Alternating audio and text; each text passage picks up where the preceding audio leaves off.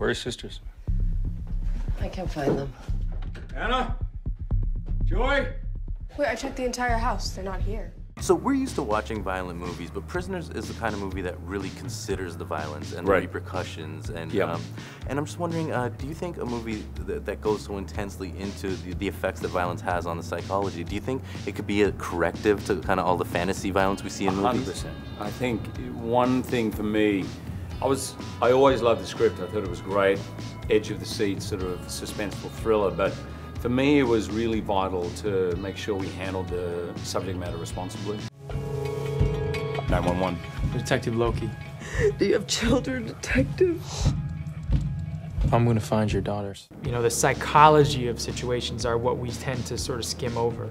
You know, I think how it affects people, because it's so hard to sit with things that don't feel good, you know? And real actual violence so blunt in so many ways, so quick. And the effects are so far beyond that for so much longer, exponentially so, that I think a movie like this could really be very helpful in maybe deflecting, you know, more people from romanticizing violence. What you doing? Tell me! Oh, no! I was thinking the same thing. I was watching this big Hollywood blockbuster the other night with my son. It was rated R. There's a lot. 6,000 people must have been shot dead. There were bad guys and there were good guys. And shoot. But you never see the repercussions. There's no, you know, family, friends, what it does to one psychologically. What in the world did you do? Someone has to make him talk, or they're gonna die.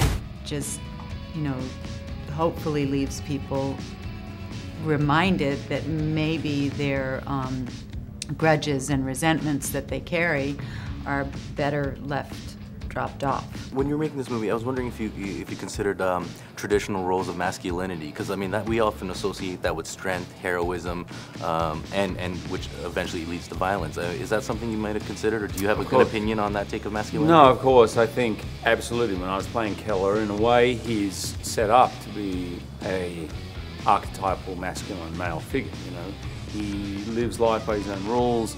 He doesn't necessarily trust other people. He's he wants to be in control. He wants to be the boss of his life. He's the protector for his family.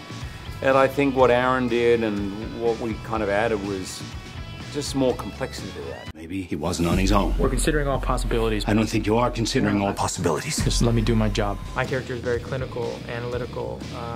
He does eventually, I think that behavior is not about revenge.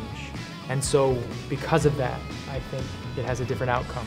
And the men that I admire in my life, the people I look up to, are those who are able to express vulnerability and a type of humility, and at the same time have a healthy ego, definitely. Not be pushovers, but you know, violence can lead when, you know, great violence happens when I think, you know, there are a lot of reasons, but you know, ego is a big play in that. Every day, she's wondering why I'm not there. Me, not you. Not you.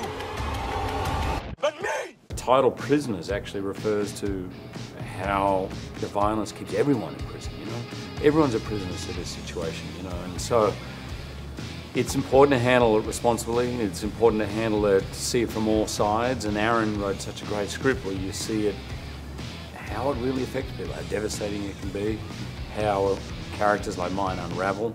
And so, yeah, great question. I know you know where they are.